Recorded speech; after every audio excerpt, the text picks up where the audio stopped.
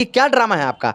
हर 2 महीने, 4 महीने, 6 महीने, 8 महीने पे आप कुछ ना कुछ इस तरह की घटना करते रहेंगे और गाँव का गाँव खाली हो जाएगा? क्या तमाशा बना रखा है आपने? क्या ये पुलिस स्टेट बन गया है क्या? पुलिसिया कानून ही चलेगा क्या यहाँ पे कि एक गांव के अंदर आपने 100 लोगों पर, 200 लोगों पर, 500 लोगों पर एफआईआर कर दीजिए, गांव से लोग छोड़ के चले जाए? इसलिए हमने एसडीपीओ से कहा है, थाना प्रभारी से कहा है कि आप बताइए कब हम वहां का दौरा कर सकते हैं, कब वहां के लोगों से हम मिल सकते हैं।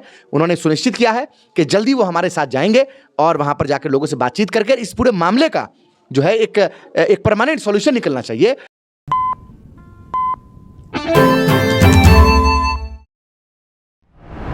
दरभंगा जिला के कमतौल थाना क्षेत्र के रमौल में होली के दिन दो पक्षों के बीच विवाद हुआ और ऐसा रूप लिया कि प्रशासन ने एक पक्ष के ऊपर एक तरफा कार्रवाई किया, जो ग्रामीणों का आरोप है। 129 लोगों के ऊपर केस हुआ। इसी मामले में हमारे साथ बात करने के लिए मौजूद है मशकूर उस्मानी साहब, उनसे हम बात करेंगे और ज़्यादा जानकारी लेंगे। सबसे पहले स्वागत है आपका बदलता हिंदुस्तान। बहुत शुक्रिया आपका। रमौल गाँव में एक तरफा कार्रवाई में लगभग 130 लोग केस के शिकार हुए, जिसके ऊपर केस हुआ है। क्या कहेंगे, क्या जानकारी आपको इस मामले में मिली अब तक?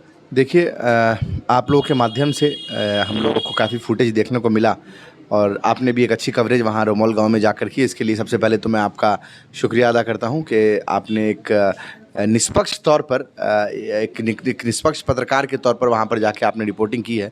साथ ही साथ गांव के रमौल गांव के जो कुछ लोग हैं उन लोगों से भी लगातार हम लोग टच में हैं, उनसे बातचीत हो रही है।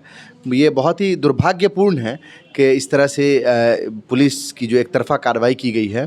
देखिए, मेरा ये मानना है कि अगर किसी भी तरह की कोई भी घटना कहीं घटित होती है तो वो घटना ऐसे नहीं हो जाती है, उसके पीछे कोई वजह होती है।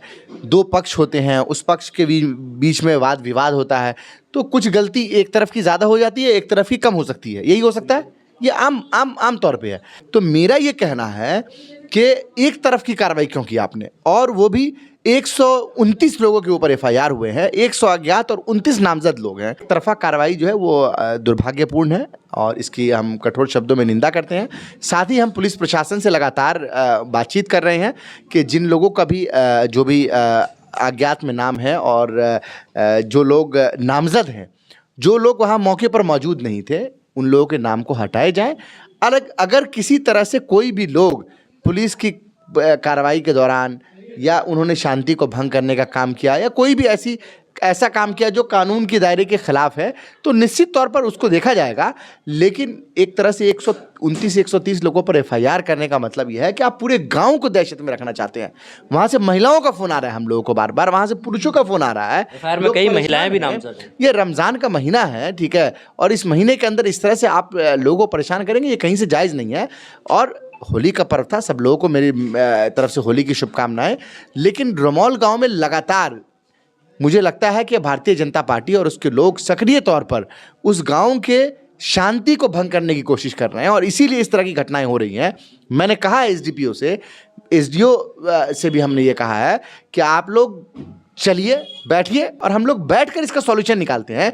क्योंकि 6-8 महीने के अंदर लगातार 2-3 बार इस तरह का माहौल हो गया तो इसका एक सॉल्यूशन निकलना चाहिए। अगर हर पर्व पे कुछ ना कुछ मामला अगर दो समुदाय के बीच में होता रहेगा तो भाई इस प्रदेश के अंदर, इस जिले के अंदर, इस प्रखंड के अंदर शांति कहाँ रहेगी? हम लोग शांति के वाहक हैं। हम लोग को शांति का दूत बनकर समाज में एक दूसरे के प्रति प्रेम को, एक दूसरे के प्रति सम्मान को, एक दूसरे के प्रति प्रेम सम्मान को रख कर आगे बढ़ना है हम लोग को, तभी हमारा जिला, हमारा प्रदेश, हमारा देश प्रगति और उन्नति की ओर बढ़ेगा। हमने एसडीपीओ से कहा है, थाना प्रभारी से कहा है कि आप बताइए कब हम वहाँ का दौरा कर सकते हैं, कब वहाँ के लोगों से हम मिल सकते हैं। उन्होंने सुनिश्चित किया है कि जल्दी वो हमारे साथ जाएंगे और वहाँ पर जाकर लोगों से बातचीत करके इस पूरे मामले का जो है एक परमानेंट सॉल्यूशन निकलना चाहिए। और ये जिन लोगों पर भी एफआईआर हुई है, जो लोग इन्वॉल्व नहीं थे या एक तरफा जो कार्रवाई हुई है, इसकी हम निंदा करते हैं। इस पर हमारी बातचीत चल रही है।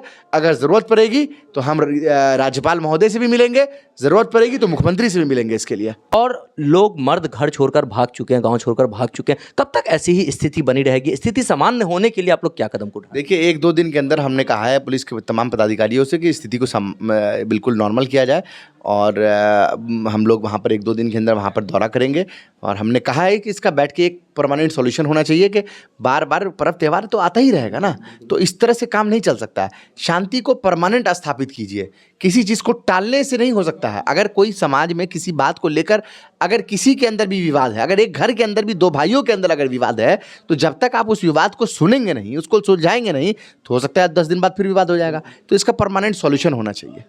उसके लिए आप लोग अग्रसर हैं? निश्चित तौर पर हम अग्रसर हैं और हमने पहल किया है। हमने एसडीपीओ से कहा, हमने एसडीओ से कहा, हमने थाना प्रभारी से कहा है कि ये क्या ड्रामा है आपका।